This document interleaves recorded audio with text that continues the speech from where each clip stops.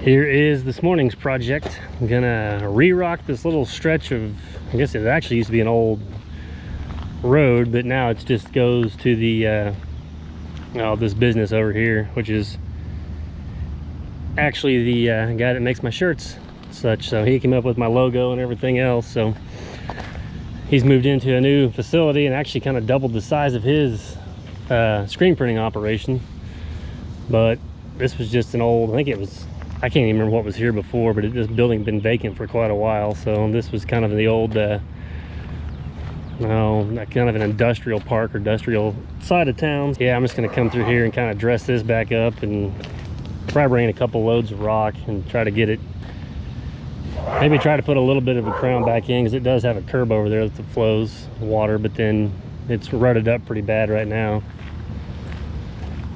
I think this is it. I think the rest of it's actually blacktop, so I'm just gonna do this stretch right here. I'm gonna try to scratch or a little bit of it. Like you try to, which this really isn't like a pothole, but like some of these grooves up here, what I found works best is to kind of come in here and cut them out with the bucket a little bit, and then kind of blend in the new and the old stone back together and then track it in. But we'll try to build it up a little bit and put kind of a crown on it where it kicks the water to one side or the other. But yeah, it's a pretty good little chug hole right there for somebody to hit. But we'll get unloaded and get this cleaned up.